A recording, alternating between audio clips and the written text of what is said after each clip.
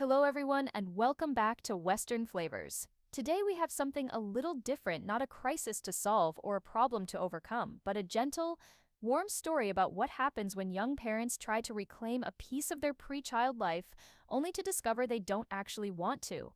Amy and Ty Borden are 3 years into parenthood with their daughter Lindy, and like most parents of young children, they've found that romance, date nights, and couple time have taken a backseat to diapers, toddler tantrums, and the beautiful chaos of raising a 3-year-old. But what happens when they finally get that rare evening alone? This episode takes place during season 13, on an ordinary day that becomes special not because of grand gestures or fancy restaurants, but because it reminds them of something they already knew but sometimes forget, that everything they need is already right where they are. If you're enjoying this series, please hit that like button and subscribe so you never miss a chapter. Today's episode is about romance evolving with parenthood, about missing your children even when you're supposed to be enjoying time away from them, and about learning that coming home isn't giving up on couple time. Sometimes it's exactly what couple time needs to be. Let's dive in. The morning started like every morning at Heartland, early, chaotic, and filled with the particular energy that comes from a 3-year-old who decided that 5:30 a.m. was a perfectly reasonable time to start the day. Ty found Amy in the kitchen at 6, looking exhausted as she made breakfast for Lindy while simultaneously checking her phone for the day's training schedule. I have 4 clients today, plus that mare with the hoof abscess needs checking, and I promised Georgie I'd help her with that difficult jumper. Amy, breathe. She looked up at him and he saw the exhaustion in her eyes. Beautiful, capable, amazing exhaustion. When's the last time we went out? Just us? Amy paused, trying to remember, and came up blank. I don't know. Before Lindy was born. That was 3 years ago. Has it really been that long?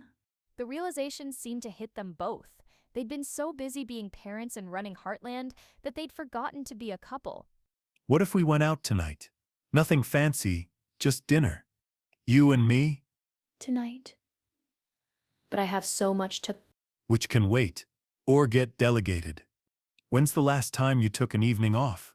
Amy opened her mouth to argue, then closed it. She genuinely couldn't remember. What about Lindy? I'll ask Lou. She's been wanting more aunt time anyway. He pulled out his phone and texted Lou before Amy could protest further. The response came back almost immediately. Yes. Bring her over at 5. Take the whole evening. You two need this? Amy looked at the text, then at Ty, then started laughing. Did you plan this? Maybe. Is it working? I don't even remember how to be on a date. What do we talk about? What do we do? We'll figure it out. Together. The rest of the day passed in a blur of activity and growing anticipation. Ty made reservations at a nice restaurant in Calgary, nothing too fancy, but nicer than anything they'd been to in years. Amy found herself both excited and anxious about leaving Lindy for an entire evening. 30, Amy started packing Lindy's overnight bag. What began as simple packing turned into over-preparation. Amy, what are you doing? Making sure Lou has everything. Lindy's blanket, her special cup, 3 changes of clothes in case she spills. It's one evening, not a week. What if she needs her purple pajamas? She only likes the purple ones. Then Lou will put her in whatever pajamas she has, and Lindy will survive. But Amy kept packing, anxiety manifesting as preparation. Ty recognized it for what it was. Amy had never left Lindy for a full evening before. Neither had he, if he was being honest. The longest they'd been away from their daughter was maybe 2 hours. When they finally loaded Lindy and her overstuffed bag into the truck, Amy must have checked 3 times that the car seat was properly secured. Lou answered the door at the Dude Ranch with Katie beside her, both grinning at Amy's obvious anxiety. She'll be fine. We're going to have so much fun, aren't we, Lindy? Auntie Lou, Katie. Lindy ran inside without a backward glance, which somehow made Amy feel both relieved and slightly hurt. Her bedtime is 7:30, but if she's not tired, you can push it to 8. She likes 2 stories and she needs her nightlight on. Amy, I raised a child. I've got this. Go. Have fun. Don't call me unless the restaurant is on fire. Katie took Lindy's hand. Come on, Lindy. I'll show you my new dollhouse. The 2 girls disappeared into the house, and Lou physically turned Amy toward the truck. Leave, now. Before you find another reason to stay. As Ty drove away from the dude ranch, Amy watched it disappear in the side mirror. Should we have left a list of emergency contacts? Lou has our cell numbers, and Jack's number, and probably the hospital on speed dial. Amy, she's got this. I know. We've never left her for this long. Which is exactly why we need this. When's the last time we had a conversation that wasn't about horses or diapers? Amy thought about it, then started laughing. I genuinely don't remember what we used to talk about. What did we talk about before we had a kid? I think we talked about horses and work, so basically we've just added diapers to our repertoire. They drove toward Calgary, and slowly Amy began to relax. The familiar countryside rolled past, the late afternoon sun casting everything in gold. Ty reached over and took her hand, and Amy felt something she hadn't felt in a long time, like they were just Amy and Ty again, not mom and dad. Remember our first date? When I took you to that terrible diner and we talked for 4 hours? You were so nervous. You knocked over your water glass twice. You pretended not to notice. I noticed. I thought it was sweet. You were usually so confident around horses, but with me you were a mess. Still am sometimes. She looked at him, really looked at him, maybe for the first time in weeks. When had she stopped seeing Ty as her husband and started seeing him only as Lindy's father, her co-parent, her business partner? I've missed you. I'm right here. I know, but I've missed the version of us that existed before life got so complicated. Life's not complicated. It's just full. And I love our full life. But yeah, I've missed us too. The restaurant was more upscale than Ty had described. When they walked in, Amy felt immediately underdressed despite wearing the nicest dress she owned. The host led them to an intimate table near the back, and Amy tried not to feel self-conscious about the other diners in their obviously expensive clothes. Everyone's staring at us. No, they're not. They're thinking, who let the ranch people in here? We clean up nice. We're just not used to seeing each other cleaned up. The waiter arrived with menus that had no prices listed and descriptions that sounded like poetry rather than food. Good evening. Can I start you with a wine selection? We have an excellent Bordeaux that pairs beautifully with our chef's seasonal menu. Ty and Amy exchanged glances, completely out of their depth. Sure. Bordeaux sounds great. After the waiter left, Amy leaned forward, whispering. Do you even know what Bordeaux is? Red wine? Maybe? I have no idea what I just ordered. They started laughing, and suddenly the fancy restaurant felt less intimidating. They were in this together, two people who spent their days covered in hay and horsehair, trying to navigate a world of wine pairings and seasonal reductions. What's a reduction? Is that just sauce? I think? Or maybe it's actually, I have no idea. Pan-seared duck breast with cherry gastrique, parsnip puree, and microgreens. Remember when we used to eat Jack's chili and think that was fancy? Jack's chili is fancy. This is just pretentious. This is just pretentious. But they ordered anyway, choosing dishes more or less at random based on which description sounded least intimidating. When the wine arrived, they toasted with exaggerated formality that made them both laugh. To us, to remembering we're not just parents. To date nights, even if we have no idea what we're doing. The conversation flowed easier than Amy expected. They talked about things they hadn't discussed in years: music they liked, movies they'd seen before Lindy was born, dreams they'd had when they were younger. Remember when you wanted to travel? See other training methods around the world? I still want that. Someday.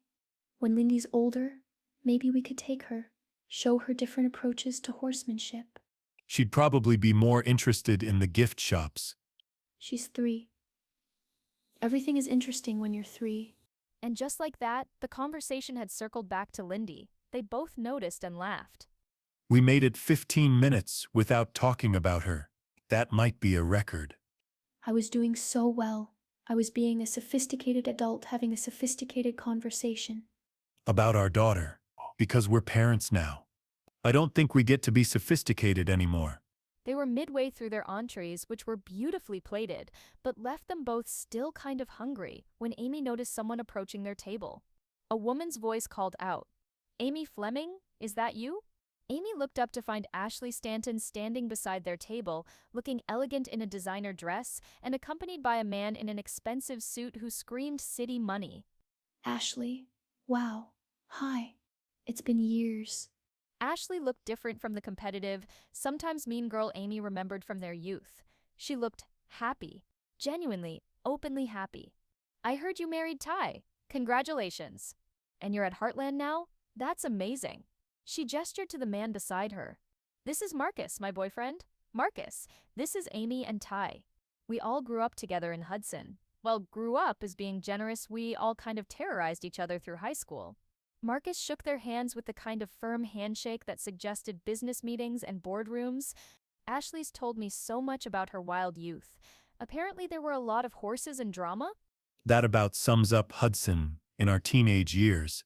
How's Caleb? Is he still Calebing? Married to Cassandra, running a ranch, mostly staying out of trouble.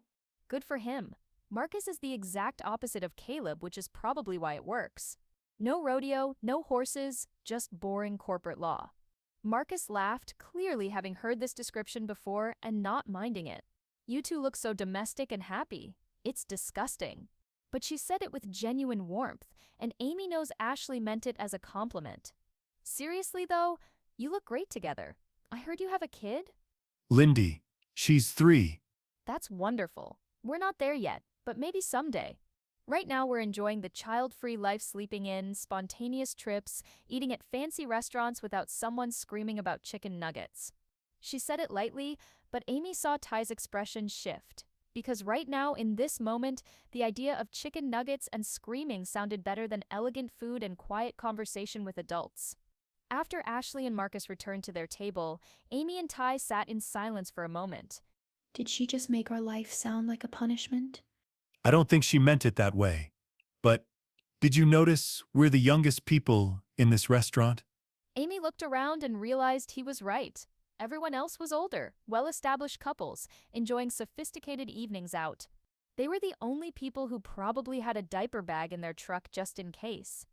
We don't really fit here anymore, do we? We never fit here. We're ranch people. We eat chili and go to bed at 9 and wake up at dawn covered in hay. And I love that. I genuinely love that. Me too. Amy's phone buzzed with a text. She pulled it out, a photo from Lou of Lindy building a tower with blocks, her face scrunched in concentration, her hair messy from playing. Both Amy and Ty leaned in to look at the screen, identical soft smiles on their faces. Look at how high she got that tower. She's gotten so good at stacking. Remember when she could barely put 2 blocks together? And now look at her. She's so focused. They realized they were doing it again, talking about their daughter in the middle of their date, and looked at each other. We're those parents. Completely.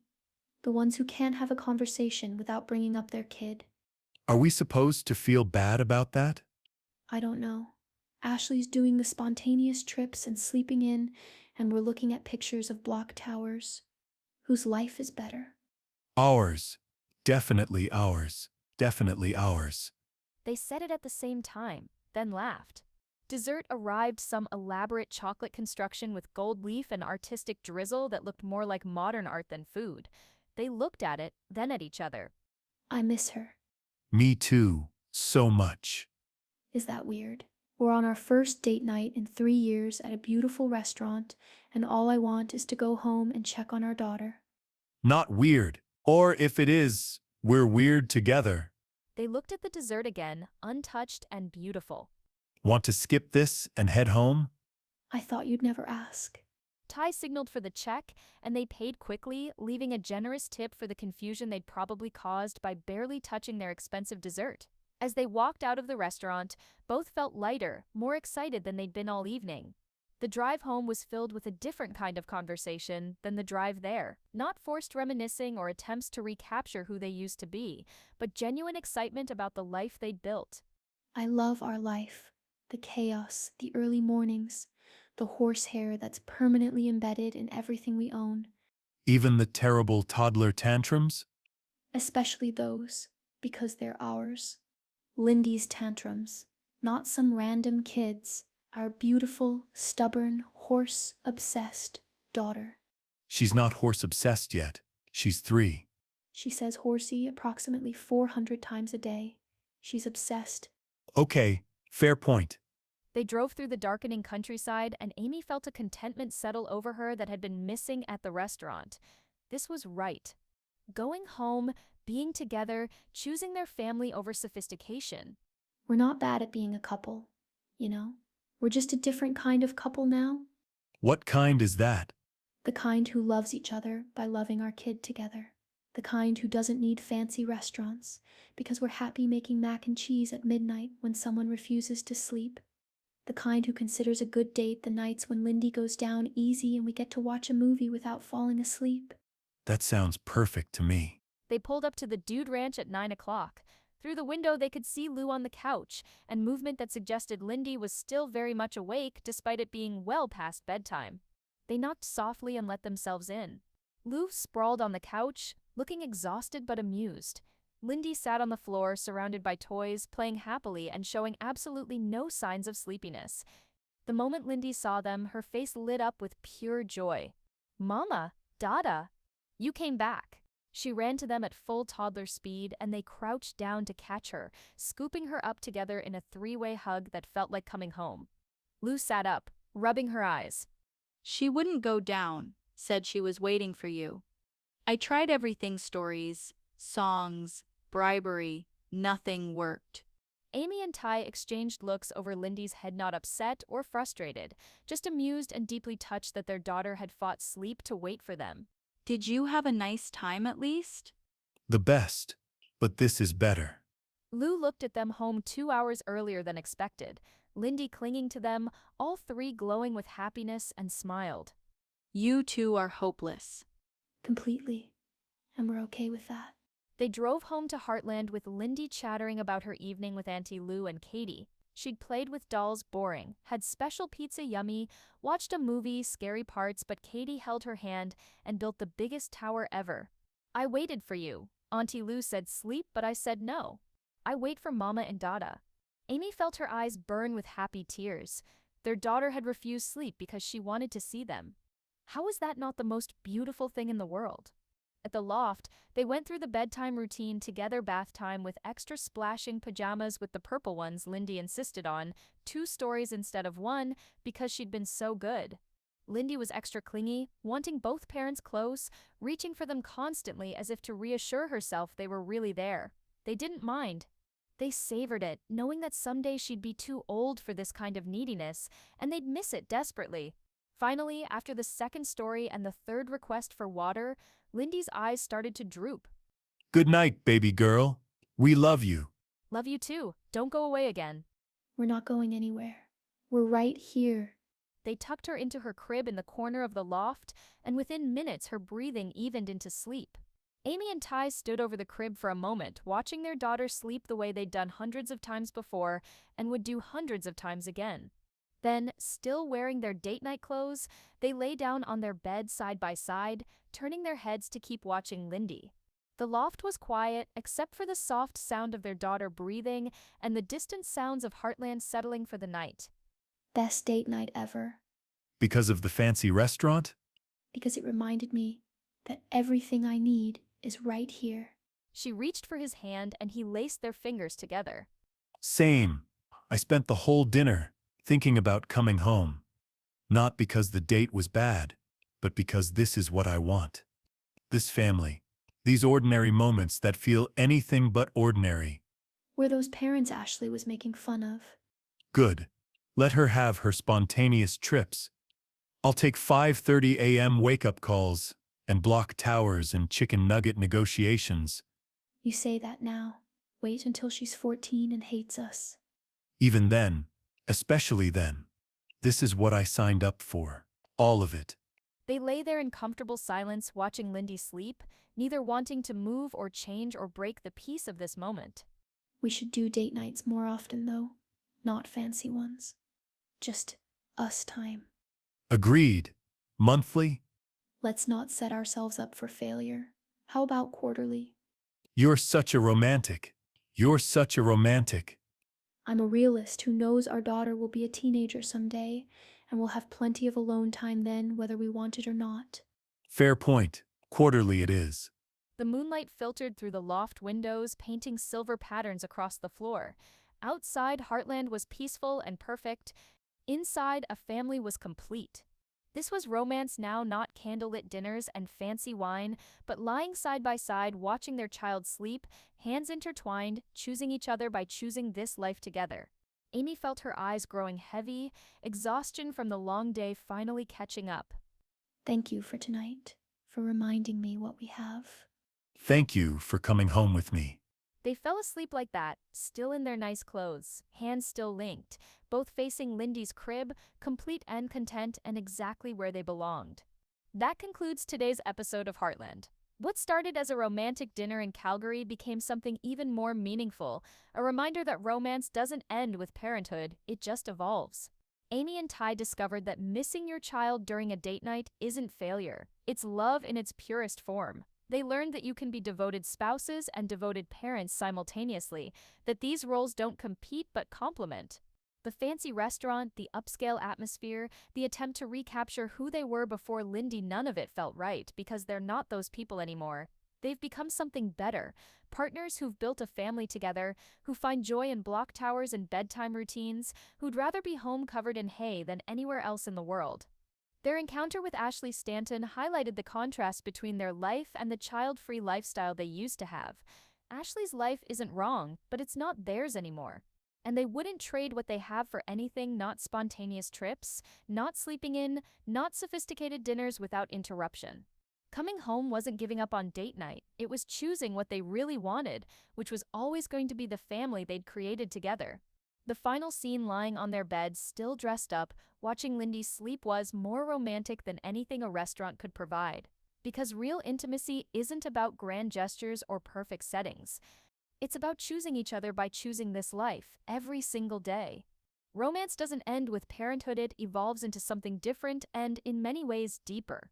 The connection between Amy and Ty didn't disappear when Lindy was born, it transformed.